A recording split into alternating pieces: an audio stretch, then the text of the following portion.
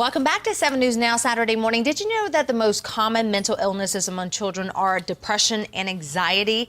It is a big enough concern, big enough problem that our partners at Colorado Parent Magazine is covering the topic of childhood mental illness in the current issue of Your Family's Health publication. Dr. Joe Atkinson from Community Reach Center is here to tackle this topic and tell us more about this. Thank you for being here. Good morning. So I was wondering, we were talking about this during the commercial break. How can you tell the difference between if a child is acting out or maybe there are behavioral concerns that might lead to mental illness problems? Sure. So there's a whole range of what we consider kind of normal behavior within the development of a child. And we look for things like, can your child console themselves when they're upset? Can they get along with other kids? Can they share? If a parent notices that a child's behavior is getting in the way of a developmental milestone or a level of functioning, then it's probably time to seek some help. So for instance, if your child is being sent home from school for being too aggressive, for having too many temper tantrums, then that's a sign that your child's emotional development isn't on track and probably a good time to have a conversation with your pediatrician. So we're constantly getting more and more information on mental health issues, which is good, but there still can be a lot of labels and stigmas, I think. What can parents do about this in general? You know, stopping the stigma attached to mental illness really begins with you and with me.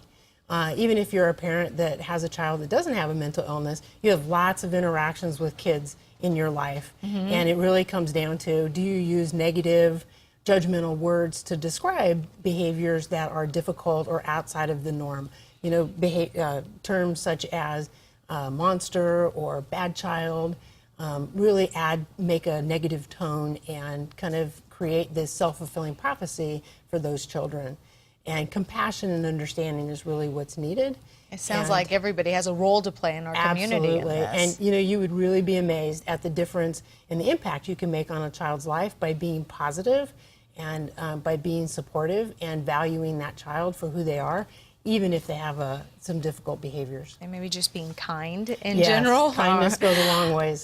So if you think your child might have mental health issues, then what do you do? I mean, what's next for parents? Yeah, so if you have some concerns, a good place to start is by going to your pediatrician and having a really open, honest conversation about what your concerns are and about what you're noticing and things that are working and aren't working. And your pediatrician will probably do a number of things. They might just normalize the behavior and say, you know, it's normal and it's okay and they'll outgrow it.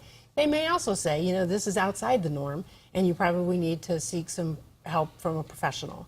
And so then when you're looking for a mental health professional, you're really looking for somebody who listens to you, who respects you and your child, and who can really help you and your child become a success. Sounds like the biggest thing is to reach out rather than close off. Absolutely. All right. And to be honest and open about what your concerns are. Sure. Dr. Atkinson, thank you so much for being here. By the way, you can read more about children living with childhood mental illness on the current issue of Your Family's Health magazine right now. Just go to our website, thedenverchannel.com, and look under the red TV button for a link.